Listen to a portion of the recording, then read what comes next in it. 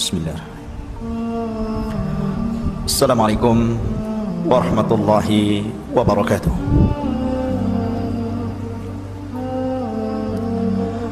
Alhamdulillah.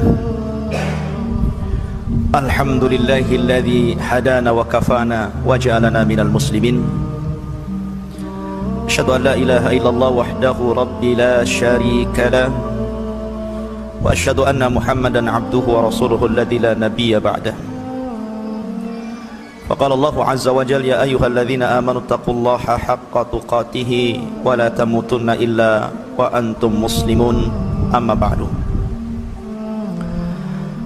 Ma'asyiral muslimin wal muslimat, ibu, bapak, saudara dan saudari sekalian yang dimuliakan Allah Subhanahu wa taala. Alhamdulillah, pada malam hari ini dengan izin Allah Subhanahu wa taala kita bisa berkumpul di rumah Allah Subhanahu wa taala. Kita berdoa semoga Allah Subhanahu wa taala membalas kepada yang membangunnya dan juga yang memakmurkannya. Pembahasan pada malam hari ini meneruskan pembahasan kemarin tentang perjalanan setelah kematian. Akan tetapi kita akan mengkhususkan pembahasan kita terhadap al-jannatu wan nar. Kita akan bicara tentang surga, kemudian kita akan bicara tentang neraka kalau cukup waktunya. Ma'asyiral muslimin rahimani wa rahimakumullah. Keyakinan kita umat Islam dan secara khusus ahli sunnah wal jamaah bahwa keberadaan surga itu sudah diciptakan. Karena ada sekelompok orang menganggap bahwa surga itu belum diciptakan, seperti orang-orang Qadariyah. Tapi kita ahli sunnah wal jamaah mengatakan surga itu sudah diciptakan. Bahkan Nabi SAW pernah melihat surga dan masuk ke dalamnya ketika peristiwa Mi'raj. Nabi SAW naik ke atas, kemudian Nabi SAW diizinkan untuk melihat surga. Kata Nabi SAW, ittala'tul jannah fa idza hiya qasrun minadh dhahab. Aku diperlihatkan oleh Allah Subhanahu wa taala bagaimana kemegahan surga itu. Tiba-tiba di hadapanku aku melihat sebuah istana yang seluruh bahan bangunannya dari emas. Anda bisa bayangkan, bahan bangunannya dari emas. Kalau bahan bangunan di dunia ini kan terangkai dari bata, semen, batu, macam-macam gitu. Itu bahan bangunannya itu dari emas, kalau enggak emas perak itu saja. Sehingga Nabi SAW bertanya, liman hada ya Jibril? Untuk siapa ini Jibril? Bagus sekali istana ini. Maka Jibril kemudian menjawab, li rajulin minal Arab, untuk seorang laki-laki anak muda dari bangsa Arab. Kata Nabi SAW, fadhanantu annahu ana, saya sangka itu saya karena saya orang Arab.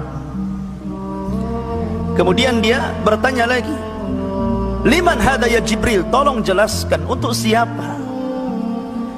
Maka Jibril mengatakan, li rajulin min Quraisyin, untuk anak muda dari suku Quraisy. Maka Rasul mengatakan, fadhanantu annahu ana, aku sangka itu saya kan orang Quraisy. Kemudian Nabi bertanya lagi, liman hada ya Jibril? Tolong jelaskan ini untuk siapa? Barulah kemudian malaikat Jibril mengatakan, li Umar ibnil Khattab, ini istana milik Umar, Amirul Mukminin Al-Faruq Umar ibnil Khattab radhiyallahu anhu. Subhanallah, orang yang belum masuk surga istananya sudah dibuatkan itu Umar. Wajar kalau Umar mendapatkan surga, karena Umar itu terkenal ahlu ibadah, ahli ibadah. Subhanallah, sampai banyak para sahabat yang cemburu kepada Umar karena ahli ibadahnya itu. Sampai setan saja takut sama Umar. Kata Nabi SAW, ya Umar, kalau seandainya engkau berjalan di satu jalan dan setan berjalan di jalan yang sama, yang lari setannya. Kalau kita kan terbalik itu, kita yang lari. Ini menunjukkan bahwa keistimewaan Umar. Dari sini mengatakan bahwa Rasul masuk surga dan melihat surga. Artinya surga sudah ada. Makanya bahasa Quran Allah mengatakan uiddat lil muttaqin. Surga itu diperuntukkan untuk orang yang bertakwa. Artinya kalau sudah disiapkan berarti barangnya ada. Karena sudah disiapkan untuk orang yang bertakwa. Bicara surga tentang lebih luas lagi, kita tahu bahwa ketika manusia melintasi titian siratal mustaqim, itu titian yang tidak mudah orang melintasinya kecuali dengan amalannya. Dan orang yang menyeberangi titian siratal mustaqim yang pertama kali adalah Rasulullah sallallahu alaihi wasallam. Dari seluruh manusia, dia orang yang pertama kali menyeberanginya. Setelah kemudian dia berhasil menyeberangi, maka dia akan berdiri di ujung siratal mustaqim. Setiap ada umatnya yang lewat, maka dia mengatakan Rabbi salim salim, ya Rabb selamatkan dia, ya Rabb selamatkan dia. Ada yang selamat, ada yang masuk ke dalam jahannam. Apabila seseorang yang terakhir sudah melintasi siratal mustaqim, maka mereka akan berdesakan di pintu-pintu surga. Kata Nabi SAW, sayati alaikum zamanun syadidun minaz ziham. Akan datang kepada kalian zaman di mana kalian akan berdesak-desakan di pintu sorga. Padahal sorga itu daun pintunya saja, kata Nabi SAW, sejarak arba'ina sanatan. Kalau kita berjalan 40 tahun, itulah lebar pintu dari ujung ke ujung. Sebesar apa itu pintunya tuh? Nggak ada tukang yang sanggup membuat pintu selebar ini. Ya kan? Ya wajar, karena memang surga itu Allah Subhanahu wa taala jelaskan, wasari'u ila maghfiratin min rabbikum wa jannatin arduhas samawat wal ard. Bersegeralah kalian meminta ampunan Allah, karena besarnya surga itu seluas langit dan bumi. Ya wajar kalau pintunya juga besar kan begitu. Tapi manusia berdesak-desakan di situ. Dan mereka berdesak-desakan di pintu-pintu surga, karena pintu surga itu kan ada 8-nya. Beda dengan pintu neraka ada 7. Kenapa pintu surga lebih banyak daripada pintu neraka? Karena rahmat Allah itu lebih luas daripada kemurkaannya. Orang kalau melakukan banyak dosa, kemudian tobat kepada Allah, berapapun dosa Anda Allah ampuni. Karena memang rahmat Allah luas. Di sana ada pintu sholat, ada pintu zakat, ada pintu puasa, ada pintu jihad, ada pintu sedekah, ada pintu haji. Masing-masing sesuai dengan profesi ibadahnya di dunia, mana yang digemarinya. Ketika manusia berdesak-desakan di pintu surga inilah, kemudian mereka datang kepada Nabiullah Adam alaihi salatu wassalam, meminta agar pintu surga itu dibuka. Tapi Adam tidak sanggup membukanya, karena dia dulu pernah di dalamnya, kemudian diusir dan tidak bisa masuk lagi. Ketika manusia bingung, macam mana ini masuk ke dalam surga ini? Pintu tertutup semua. Disitulah kemudian muncul seorang laki-laki, penutup para nabi dan rasul, Sayyidul awwalin wal akhirin, Sayyidul anbiya'i wal mursalin, Muhammadin sallallahu alaihi wasallam. Muncul nabi kita yang mulia alaihi salatu wassalam, kemudian mendekati pintu surga. Kata Nabi sallallahu alaihi wasallam, fa ana awwal man aftatihu babal jannah. Sayalah orang yang pertama kali membuka pintu surga. Dan ini syafaat. Di antaranya syafaat itu ada orang yang sudah divonis masuk surga tapi tidak bisa masuk surga kecuali karena syafaat Rasul. Kalau pintu tidak dibuka Rasul, mereka tidak akan masuk surga, mereka akan bujubal saja di pintu-pintu itu. Tapi ini syafaat Rasul, diketuknya pintu surga itu. Kemudian penjaga pintu surga malaikat Ridwan mengatakan, man ant, siapa kamu? Maka Nabi SAW mengatakan, ana Muhammad. Subhanallah, tawadhu, saya Muhammad. Rasul tidak menyebutkan title-nya, saya Nabi, saya Rasul, tidak. Rasul mengatakan saya Muhammad. Itulah bentuk tawadhu. Zaman sekarang kan tidak, baru RT saja saya RT, saya RW gitu. Itu baru RT itu. Sebutkan title-nya dulu baru namanya gitu. Ini menunjukkan tawadhu, rendah diri. Kemudian dibukalah pintu surga itu. seluruh malaikat mereka mengucapkan salam. Makanya Allah Subhanahu wa taala sebutkan salam mereka, salamun alaikum bima sabartum fa ni'ma uqbaddar.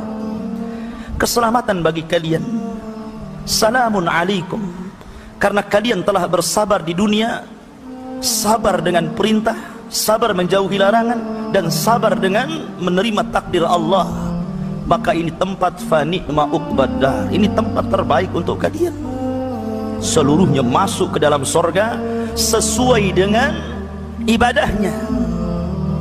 Maka bagi ahli puasa yang memang di dunia Allah Subhanahu wa taala gemarkan dia dengan puasa, suka puasa Senin Kemis, puasa Daud, pokoknya dia gemarkan puasa, apalagi Ramadan, maka mereka akan masuk di pintu Rayyan. Itu khusus untuk orang puasa, tidak ada yang lain. Apabila orang-orang yang puasa masuk dari situ, maka setelah masuk semuanya tertutup. Adakah orang masuk dari seluruh pintu? Ya, ada. Salah satunya Abu Bakar Siddiq radhiyallahu an, dan seorang wanita. Ini perhatikan ibu, wanita itu Allah berikan pilihan masuk dari pintu manapun yang disukai, asal memenuhi 4 kriteria. Kata Nabi SAW, idza sallatil mar'atu khamsaha wa shamat syahraha wa hafidat farjaha wa ata'at ba'laha qila laha udkhulil jannah min ayyi abwabis samaniyati sya'at. Apabila seorang wanita menjaga solat 5 waktunya, lah laki-laki kan juga harus menjaga, ya, tapi perempuan itu harus lebih menjaga lagi, ibu ya. Apalagi ibu sudah tahu ini hari kebiasaan haid. Kalau memang datang waktu duhur, tahu nih hari ini kebiasaan haid, cepat sholat duhur, jangan-jangan nanti keluar. Makanya harus lebih dijaga lagi. Wa shamat syahraha, lebih menjaga lagi puasa Ramadan. Kalaupun punya hutang begitu kan, terkadang seorang wanita malas, dibiarin hutang Ramadan sampai Sya'ban tahun depan. Kalau sudah datang Sya'ban tahun depan, cepat bayar. Jangan-jangan 1 minggu setelah Ramadan mau bayar, datang tamu merahnya. Akhirnya 1 tahun ditinggal hutangnya. Makanya jaga sholat, jaga puasa, jaga kehormatannya, jaga kemaluannya, dan taati suaminya. Kalau wanita ini menjaga 4 perkara, silahkan masuk sorga dari 8 pintu sorga yang ibu-ibu sukai. Tuh kan, masuk sorga mudah, bu ya. Tapi kenapa Nabi SAW melihat neraka kok banyak ibu-ibu ya dibandingkan bapak-bapak? Karena wanita itu masuk neraka bukan karena tidak sholat, sholat kadang rajin sholatnya, bukan karena tidak puasa, paling rajin puasanya, paling rajin sedekahnya. Lah kenapa kemudian wanita-wanita lebih banyak masuk neraka dibandingkan masuk surga? Karena wanita itu yakfurnal ashir, mudah kufur kepada suami. Apabila suami berbuat baik 1 tahun, 1 hari dia melakukan kesalahan, maka seorang wanita akan mengatakan, engkau belum pernah berbuat baik sedikit pun. Lah sudah setahun itu, gara-gara masalah SMS nyasar, ada nomor nggak dikenal bilang sayang, langsung mencap-mencap, oh ini rupanya selingkuhannya. Memang kamu itu ya, dikari kebaikannya coba. Nah ini contoh. Tetapi wanita itu mudah masuk surga, bahkan diberikan kesempatan dari pintu mana loh dia masuk. Kalau laki-laki kan nggak bisa gitu kan, dia harus betul-betul ahli sholat, ahli puasa, ahli sedekah, ahli jihad, baru dia menjadi orang yang Allah persilahkan dari mana, pintu mana yang ia kusukai. Agak berat laki-laki. Ketika orang sudah masuk ke dalam surga, maka pintu surga pun ditutup. Semua orang sudah masuk surga. Idza dakhala ahlul jannah al-jannah wa dakhala ahlun nar an-nar.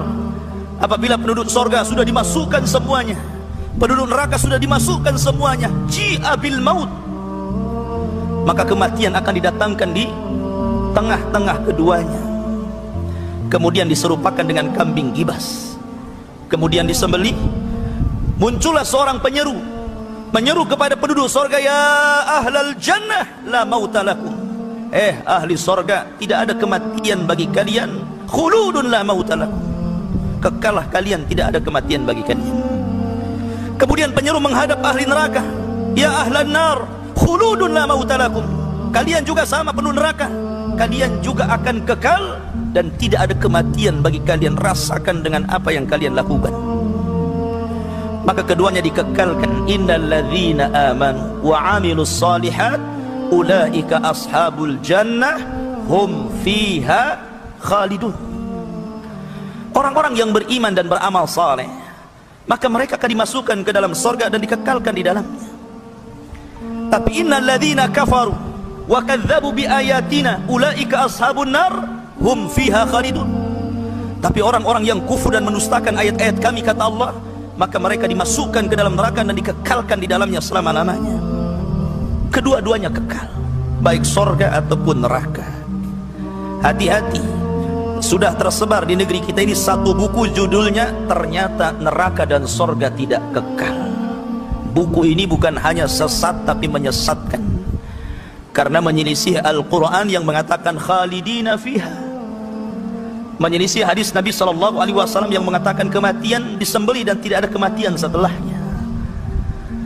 Ma'asyiral muslimin, jamaah sekalian yang dirahmati Allah Subhanahu wa ta'ala, secara umum orang yang masuk ke dalam surga itu Allah berikan kenikmatan, dan subhanallah, kenikmatan di surga itu yazdad, summa yazdad, summa yazdad, bertambah, kemudian bertambah, kemudian bertambah, dan terus bertambah, tidak pernah kurang. Kalau di dunia kan kurang, makin kurang ya.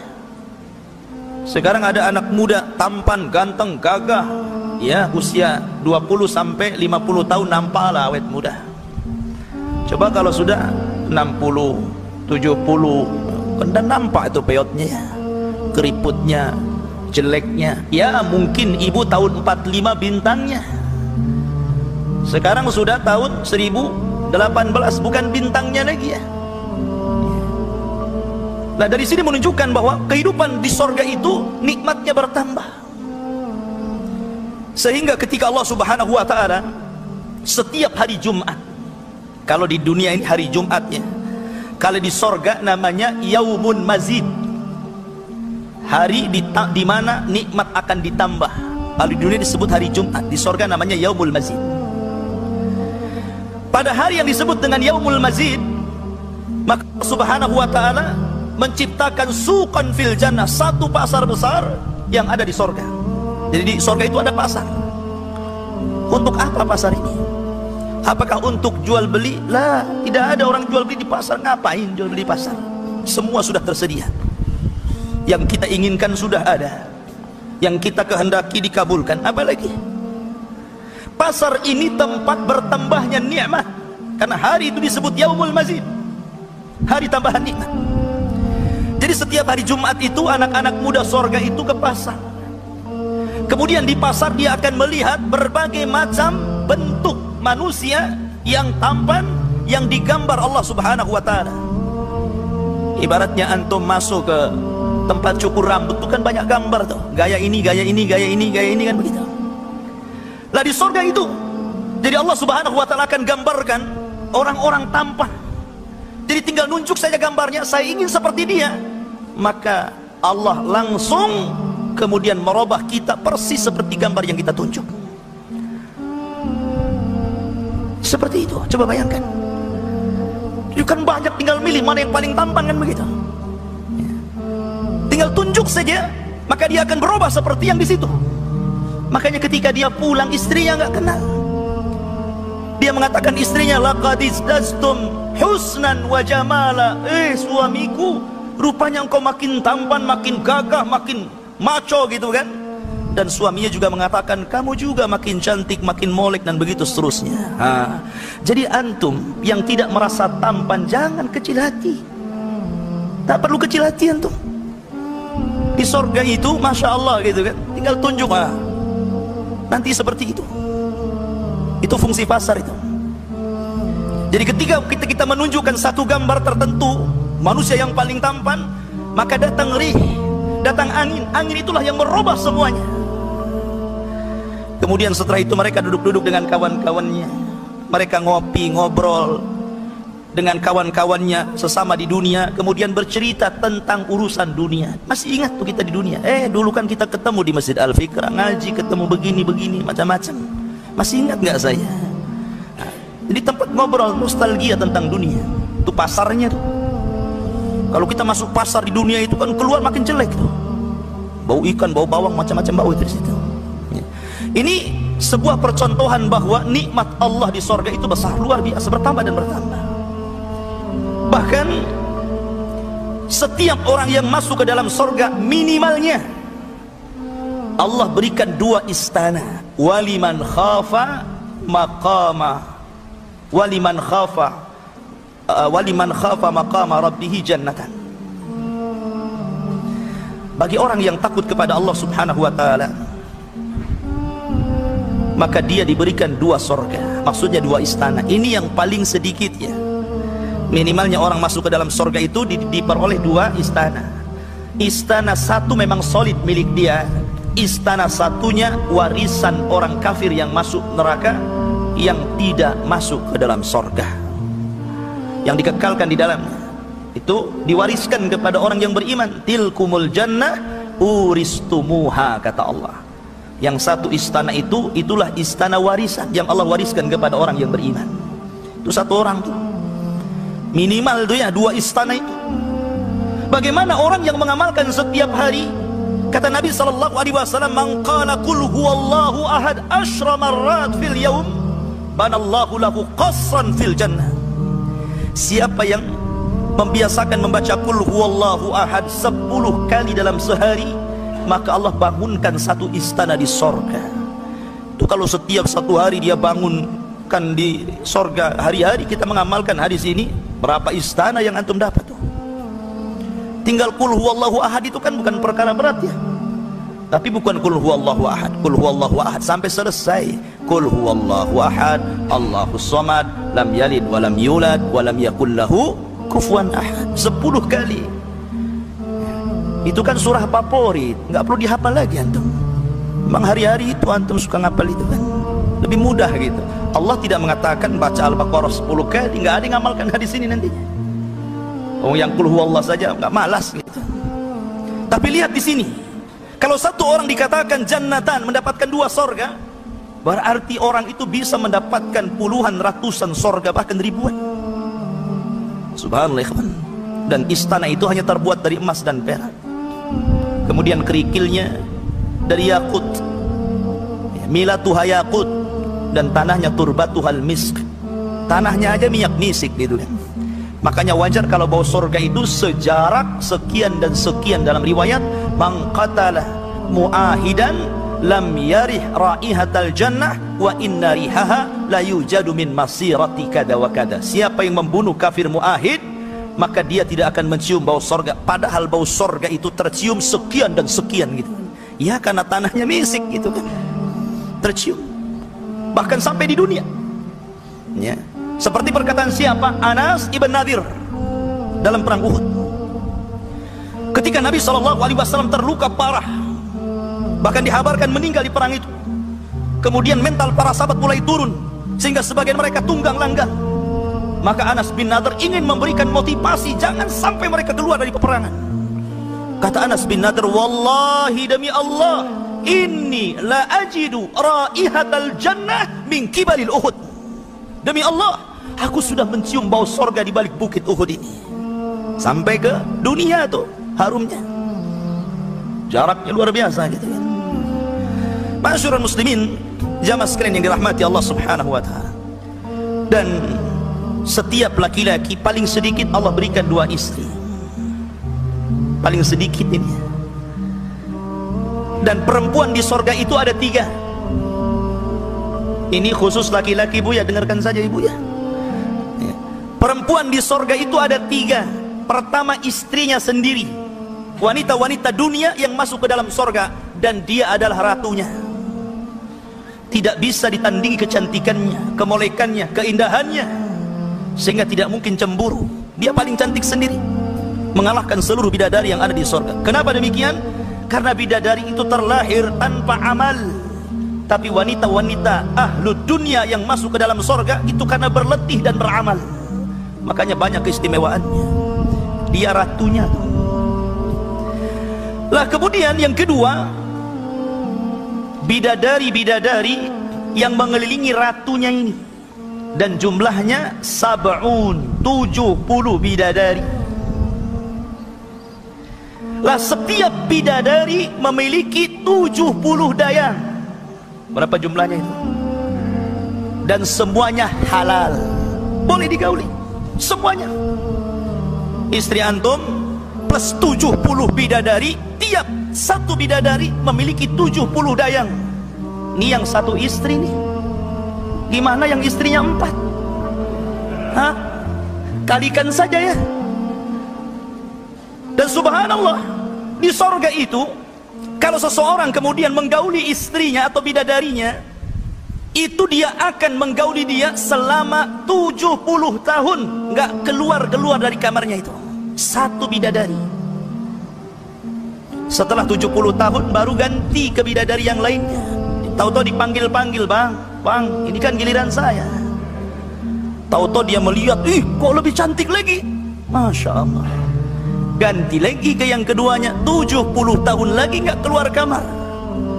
Kemudian dipanggil lagi setelah jumpa, lebih cantik lagi. Subhanallah, antum berpindah-pindah. Lah ini nikmat luar biasa ini. Jangan bayangkan bidadari lah, nanti cemburu istri antumnya. Ya. Tapi yang jelas bahwa begitulah kenikmatan sorga. Jadi semakin kita melihat bidadari setelah 70 tahun itu, Allah tambah lagi kenikmatannya, karena wanita yang akan lebih cantik lagi, lebih cantik lagi. Makanya saya katakan dari awal, nikmatnya sorga itu yazdad, bertambah, dan bertambah, nggak ada kurangnya, nggak ada kurangnya, ikhwan, bertambah. Subhanallah. Ma'asyiral muslimin, kalau ibu-ibu tanya, enak kali bapak-bapak itu dikasih bidadari, lah ibunya kok bidadara gitu, nggak dapat. Ibu itu hanya dapat suami, tapi itu sudah cukup. Kenapa? Karena di sorga itu dihilangkan min ghillin ikhwana, tidak ada perasaan hasad, tidak ada perasaan cemburu, tidak ada perasaan, semuanya baik hatinya orang sorga itu. Kalau orang punya istri 2, 3 saja rebutan gitu kan, rebutan hari, akhirnya bertengkar. Ya. Cepet bang, ini sudah waktunya, kok masih lama di situ? Ya. Bertengkar akhirnya. Lama-lama satu diceraikan, satu lagi istrinya. Ya. Di surga nggak ada kayak gitu. Yang kedua, kenikmatan perempuan itu berbeda dengan laki-laki. Sering saya katakan, kenapa laki-laki diberikan banyak bidadari? Karena di dunia saja laki-laki itu tidak suka kecuali wanita cantik. Ngaku aja. Ya. Laki-laki itu tidak suka pakaian bagus, nggak suka. Kawannya pakaian bagus tuh biarin saja, nggak peduli dia. Kadang ada laki-laki itu pakaian baju 1 minggu gak ganti-ganti, itu saja yang dipakaikan begitu. Tapi perempuan kan enggak, masuk mall nggak ada niat beli-beli, cuman ingin ngadem saja, di rumahnya nggak ada AC, masuk mall biar dapat AC gitu kan. Tahu-tahu tengok baju ditengokin saja kan. Kadang-kadang kawannya pakai baju pun dihampiri, dipegangi bajunya, jeng dari mana ini beli, nanya gitu kan. Karena kenikmatan perempuan itu beda dengan laki-laki. Kalau saya buat analogi seperti ini laki-laki ini dihadapkan dengan 2 perempuan. Satu perempuan yang jelek, yang hitam, yang kriwel, tapi kayanya luar biasa. Jelek pokoknya, gendut, hitam, kriwel, wah pokoknya udah nggak menarik sama sekali, tapi kaya. Yang satunya ini model, wanitanya cantik, tubuhnya molek luar biasa, tapi miskin. Milih mana tuh? Hah? Milih yang cantik kan? Nggak apa-apa miskin. Coba dibalik bagi perempuan, ibu ya. Ibu, ada 2 laki-laki, satu tampan luar biasa, tapi dikejar-kejar debt collector. Miskin, memang tampan tapi miskin. Satunya ini jelek orangnya, hitam, enggak menarik, tapi kaya, menjanjikan kalau menikah dengan saya kasih maharnya perusahaan besar. Kira-kira mau enggak itu? Ngiler ibu ya, nggak peduli mau jelek mau ganteng, yang penting kaya. Ya. Itulah bedanya, Allah telah berikan tabiat sendiri-sendiri. Kalau perempuan itu suka hiasan, suka pakaian, suka pelesiran, suka juga laki-laki, tetapi